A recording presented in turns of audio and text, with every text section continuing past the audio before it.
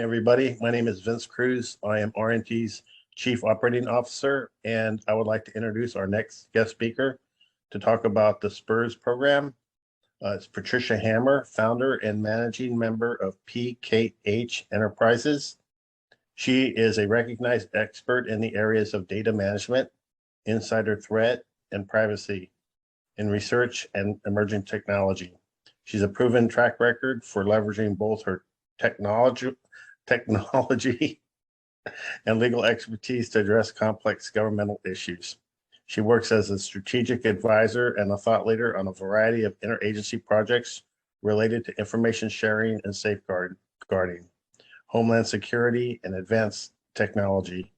Prior to founding PKH Enterprises, Patricia held executive positions in the private sector with Dynamic Security Concepts, Inc., and with the National Security Research, Inc., and with CACI International.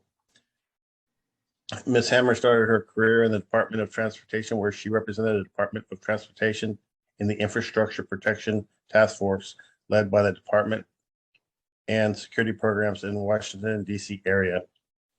She is a graduate from MIT and has earned her master's in public administration and law degree from the University of Baltimore. She's a member of the VA, DC, and Maryland bars. Please welcome Patricia Hammer. Thank you. Thank you very much, Vince. I'm going to share my screen and just walk through this. We talk about SPRS, and I think we'll talk about that a little bit, but I'm going to talk in general about a variety of compliance requirements for the federal government and sort of how they're coming at you and why. And I'm hoping a lot of them are coming from Department of Defense, but they are coming from defense is just in the forefront. I'll just say that. And so what you'll see is similar requirements coming from other agencies in the near future. So wanted to walk through the timeline, and people who do contracting for the federal government, this may be news to you, or you may have known this for a long time, but cybersecurity requirements really started for federal contractors in 2016, back when the Federal Acquisition Regulation required some basic safeguarding of covered contractor information systems. And that's in almost every contract that is let by the federal government. So one of the things that you'll see is that if you may have that, certainly if you do any kind of professional services work, it's usually in there. And we'll talk a little bit about what that requires. That, as we walk through here, we're going to talk about the CMMC, the Cybersecurity Maturity Model Certification, which is sort of the direction that the DoD is heading. And that basic FAR 52204-21 really lays out the basis for level 1 in the federal in the CMMC. And so one of the things you're hearing from DoD is that everyone will need at least level 1, because that's sort of that basic FAR, that basic cyber hygiene that's required. The next thing that came about really in this space was a Nist document. That's and it was an interest. It's not. It's a document that lays out the requirements for non-federal systems containing controlled unclassified data, and that is controlled unclassified data is sort of a new name for a variety of different sensitive data types that the federal government had, and they have aggregated all the different sensitive data types. And basically, if now there are only really 3 things. There is either public data or, uncontrolled data. There is controlled unclassified information, and then there's classified information. So any information in the federal government that requires protection, either safeguarding or dissemination controls. So either you have to protect the data, or you have to be careful who you give it to, and it can go to some people but not others, is part of the CUI system, the Controlled Unclassified Information System. That document, National Institute of Standards and Technology, NIST, is a standards making organization, and they write standards, they write guidance documents.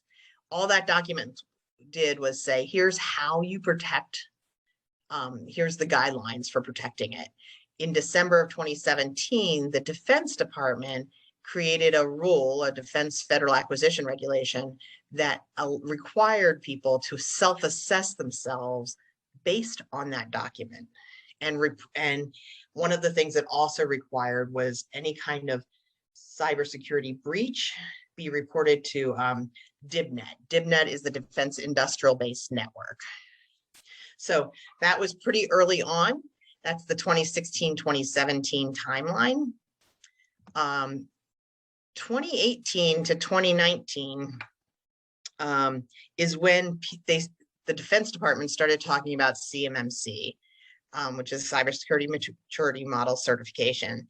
And that is moving from all the self-assessment that was described in the 16-17 timeframe, and creating a third-party assessment structure where people need to be certified to show that they've met those requirements. In 2020, they did draft the DFAR that requires CMMC certification,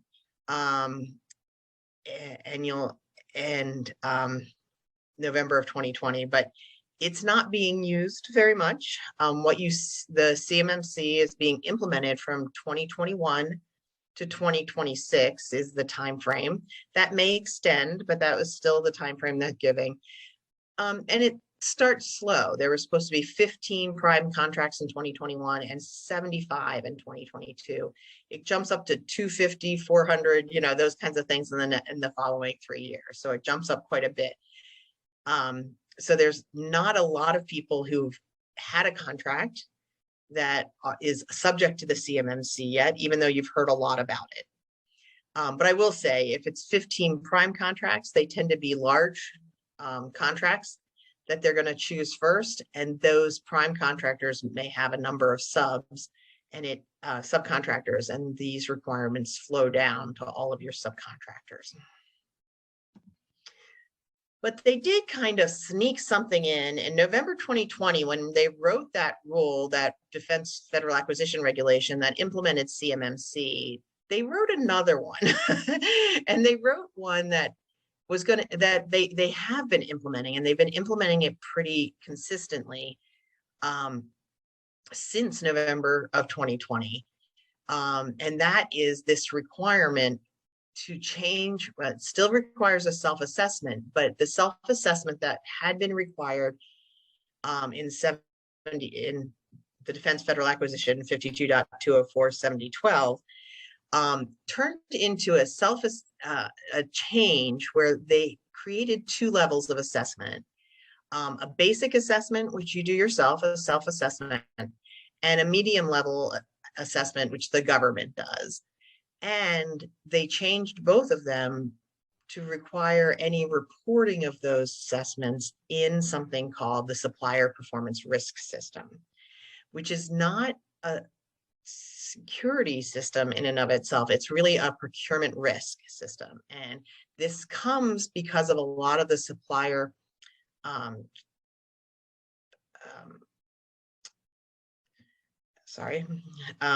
the logistics chain security requirements that are coming in for suppliers. And so now what occurred is, when this requirement came in, many people couldn't get their contracts, or they couldn't get an option year funded on their contract, or they couldn't get any additions to their contract until they had performed a self-assessment under Nist 800-171, and then reported that score into SPRS. And so what it requires, it is you buy cage code, which is something that you get based on your DUNS number, which is a government contracting, all this government contracting work. But based on that, each company needs to say, what system security plan did they review? And what was the score based on a DISA created scoring system of 800-171.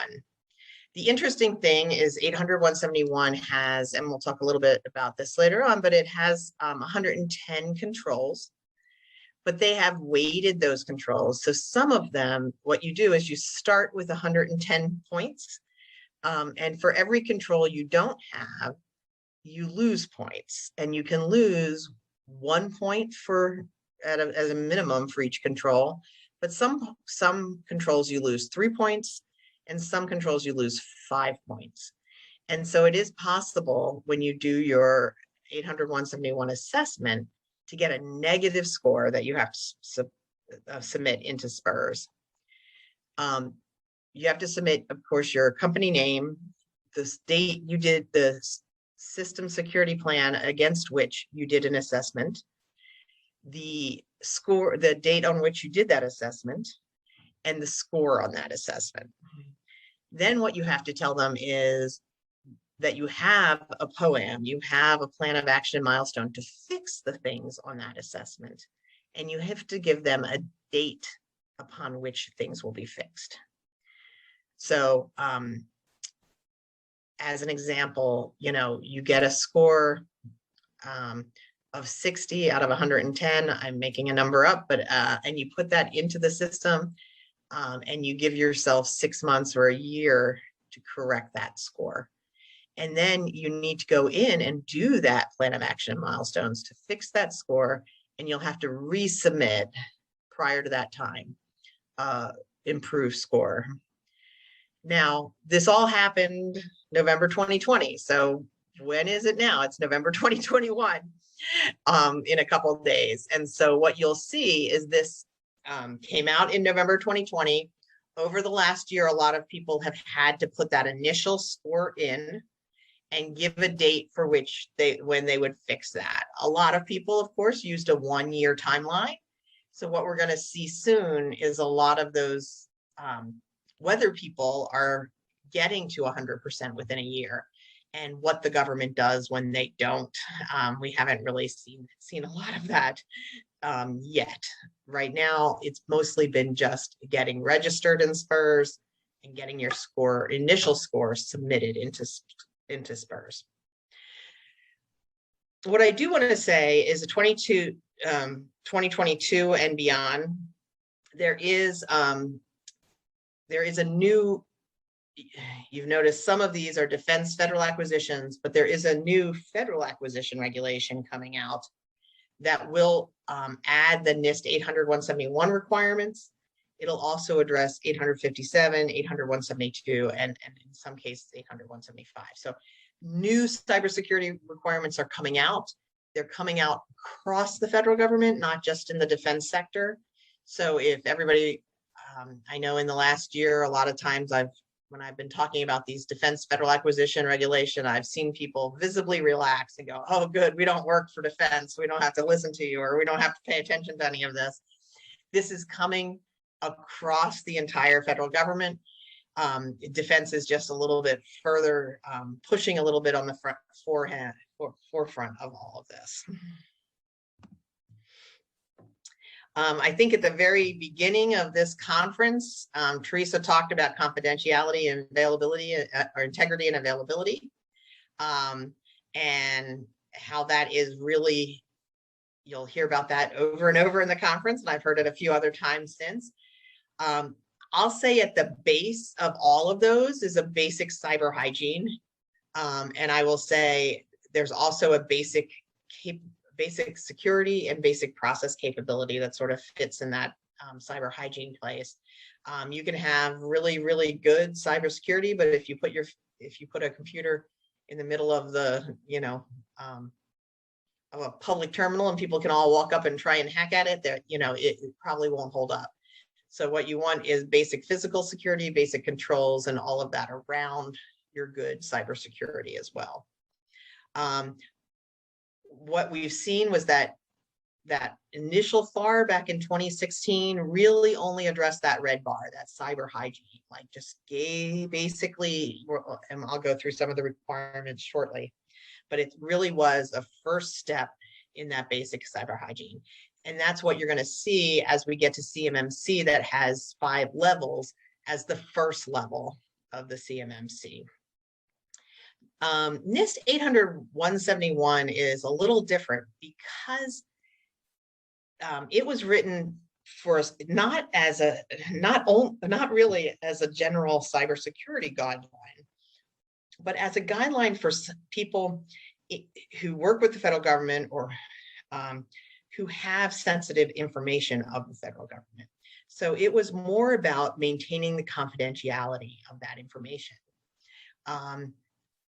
So if you think about federal systems, of course, need all of these. They need to maintain confidentiality, maintain integrity, and maintain availability. So if I'm going to use Social Security because that's something people seem to know about. But if you look at a Social Security system, certainly we don't want everybody to know everybody else's information about their Social Security numbers and what money they get and all of the disability and all of those issues. So confidentiality is key. Integrity is key because some of those systems are the systems we use to write checks to people. And we want to make sure that the information we're writing checks about, the information that we're making decisions from, is accurate. And so the integrity of the information is key. And then the availability is certainly key as well. Because I don't know, but anyone who gets either disability or Social Security checks, you want them regularly. You don't want them to say, oh, the system's not working today, we can't write those checks today. So they need to have the information correct, available, and controlled and confidential. So each of those is key to a core system. Nist 800-171 assumed that the decisions of the government were being made from the federal systems. So the integrity and availability of those systems was being maintained within the federal systems that house that data.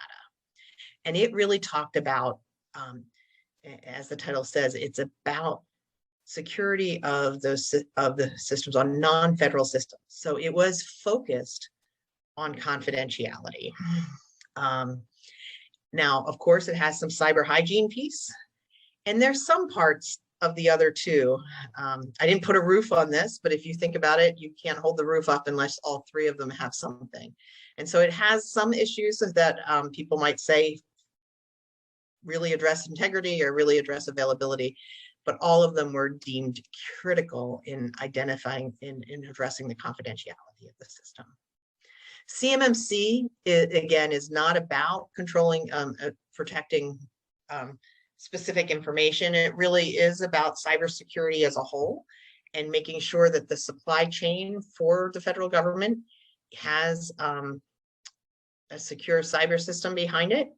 They have seen various attacks and various things that have happened in the US and seen that the supply chain often brings those risks to them. The example I always use is the Target breach, where that breach happened through the invoicing system of their HVAC. That was one of their HVAC providers. And it ended up that the HVAC provider could get into the Target systems for the purpose of invoicing and financial. And the breach happened through their system into the Target system and was able to do quite a bit of damage within the Target system. So CMMC is about your systems, but it's also about making sure that the federal systems aren't at risk because of your cybersecurity risk. So I'm going to go back a little bit to that FAR 52-204-21, which is that basic cyber compliance requirements in the Federal Acquisition Regulation. Again, this is in many contracts. You may not have noticed it. You may not read all your terms and regs and all your certifications and all your contracts. Of course, everybody reads those 100 pages of government documentation when they get a federal contract, but it has 15 requirements. I've grouped them just because I left them all in there and I renumbered them. I didn't renumber them, so you'll see odd numbers underneath them, but it's some pretty basic things, you know, limiting physical access, limiting system interconnectivity, don't just connect to anything, limiting access to data and functions based on needs. So if someone doesn't need to be able to do something on the system, don't give them that ability. If someone doesn't need to be able to get to certain data, don't give them that. I will say one thing that requires is you to know what functions and data you have on your system. And sometimes that's really the first step in implementing that piece. And then controlling information at use, at transmission and destruction. So knowing, when it's used, where it's used, when and how you move it, and then how you destroy it at the end, sanitizing systems. And then it had some basic protection against malicious code and some requirements to look for threats and vulnerabilities. And if you see them, then to track the correction of those. So it is some basic skills. I still think 52.204.21 is a great place to start for someone who says, someday I'm going to have to address all these other cyber, and I don't know where to start. I always say that these are some really good practices to put in place so that you are in shape when you add some of the more complex practices that are required later on. We talked a little bit about 800.171 and the type of data that protects.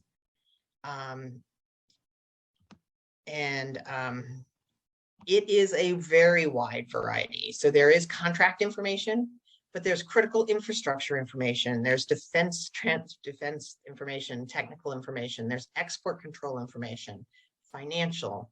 It does include privacy data. We've had a lot of various talks on privacy. So there's 9 different types of privacy data that it includes. Procurement and acquisition, again, is that contract stuff. It does include that if you have proprietary business information that the federal government has, you would protect it this way. And some of this, one of the things I always like people to think is within your company, you probably have sensitive information. You have financial information about the company. You have privacy information about your employees. You have other information that is sensitive to the company that you work for. Or the organization that you work for. All of these requirements on how you treat them really should be applied to that kind of information as well. And if you start taking care of your corporate information appropriately, when the government gives you their information, you'll have those capabilities in place in order to protect their sensitive information as well. And that's really what this was requesting and requiring of people. Then you get to good old CMMC, which a lot of people have heard about. I talked about cyber level 1. It is 17 practices. There's 15 in the FAR that we just talked about.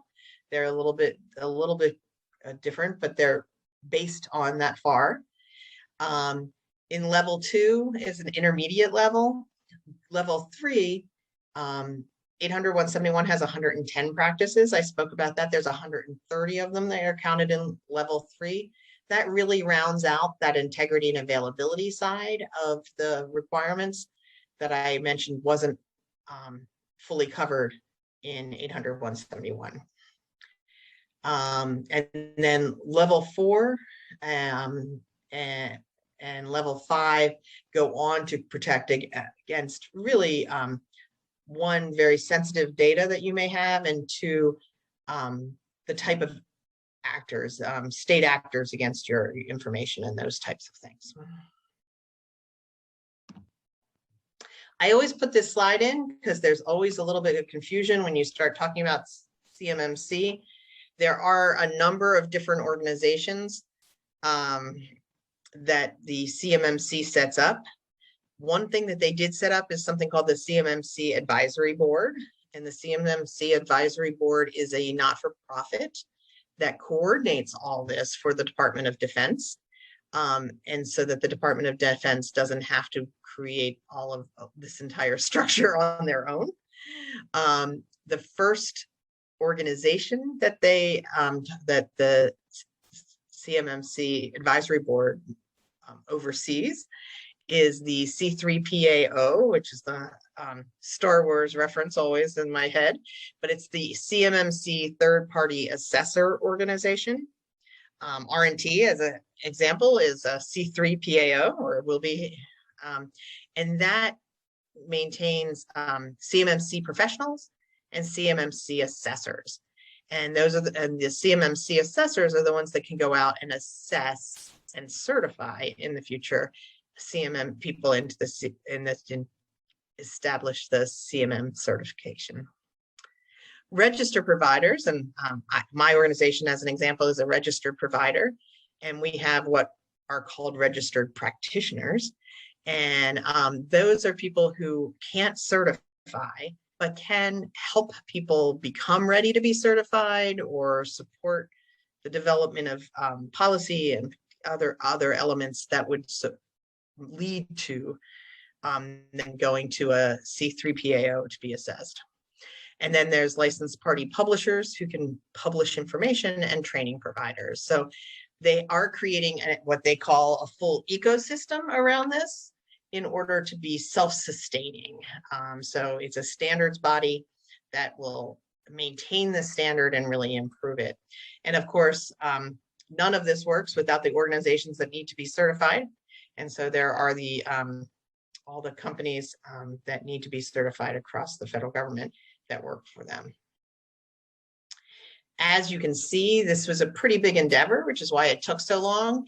And one of the things that I can't even imagine why it wouldn't be used by other agents. You know, once it gets set up, it takes a lot of work and effort that DoD has put in place to set this up. There is every intent for other agencies to look at using this as well. So, oh, sorry, I just skipped over a slide of who should be included. And I think one of the things you just really need to think about is IT isn't just, cybersecurity isn't just an IT problem. Cybersecurity includes, it has to come from, cybersecurity has to start with the risk profile for your company. What risks are you trying to address, and how do you address them? And that is governance, risk, and compliance concern, and that should include any, senior management from your company, and any legal involvement from your company. And if they're not included, then you're really not going to have a strong implementation. I know we've heard that a couple of times. I remember Steve Davis's talk yesterday in healthcare that if you don't have leadership buy-in, you're really not going to succeed. But also, you're going to need human resources, because one of the things is you have to make sure that when you're hiring people, you're doing background checks. You have to make sure that when you bring them on board, they're onboarded and trained in cybersecurity. You want to make sure that they have that training before, as they get access to your system, and that they have that annually. You have to make sure that if they leave, you get all that information back and they understand all of that. And that usually is done through your policies and procedures. And so bringing in your human resource person to really understand that. Certainly, if you have a facilities or physical security person, that person needs to be involved, and of course, your entire IT staff as well. You need to understand that. What do all of these have in order? And this is probably something I am an implementer, so I'm used to going in and helping people build their cybersecurity programs. And as I've gotten to know Teresa, and she has such a strong background in assessment, it just really makes sense when you think about it, that in order to do anything that you're going to be assessed on, you need to not only know how to do it, but you need to document that you do it. And so one of the things that's important across all of these requirements is not just like, gosh, I changed my passwords today, but that you have a plan of how often you need to change your passwords, that you actually change it based on that, and that you document that you've changed it. And if you don't have all three of those, it's really hard to pass an assessment. So one of the things, as people are getting ready, a lot of these companies, one of the things, this is the first real certification that the company is getting.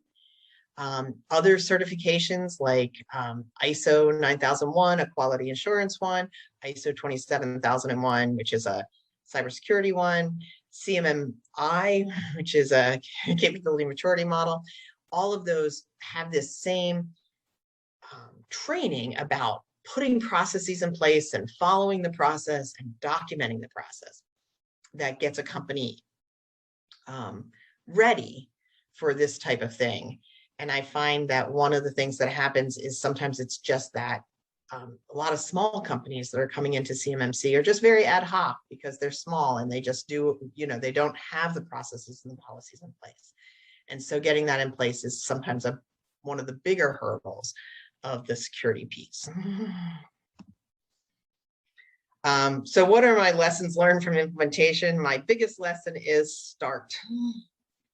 A lot of times what happens is people are like, yes, I have to do that. I have to do that. And they put it off.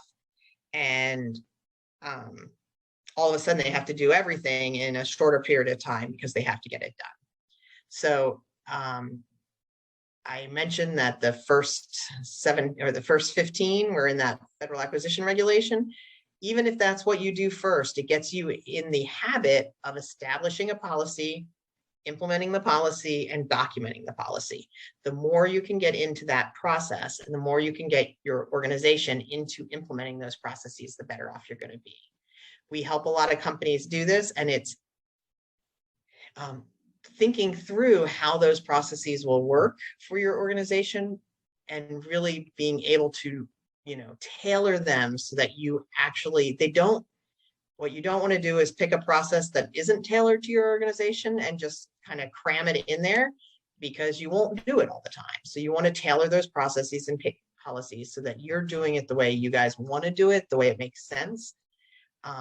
You don't want to have to document something 20 times. You want to say, well, I'm going to put it, I'm going to tell Joan because Joan's the person I always tell, and that way doing the process is second nature once you have it written correctly.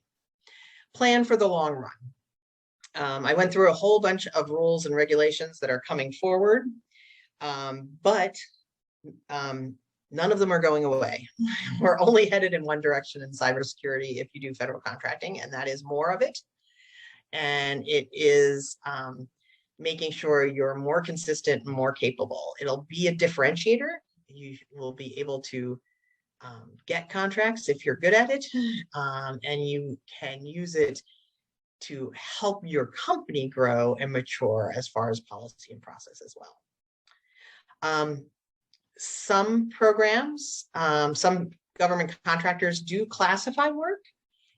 So work in the national security environment. If you do classified work and you have a facility clearance, you have what's called a National Industrial Security Program. And some of these cyber requirements have been put into the NIST. As an example, if you have a facility clearance, you've had to have an insider threat program for a few years now. That is the same insider threat program you should have for your cybersecurity program. So don't keep them separate. Make sure you integrate your security across your company.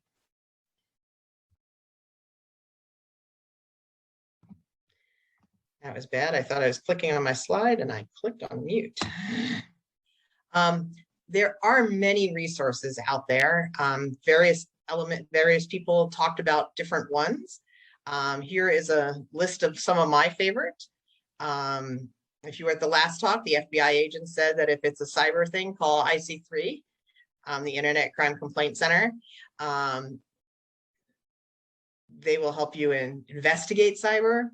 DHS has a lot of information in the Cybersecurity and Infrastructure Security Agency. Ron talked about that the first day, some of the things they're doing to partner with people to help them get ready. The ISACs, I know Steve Davis mentioned them. A couple other people have mentioned some of the ISACs and the ability for them to help you out.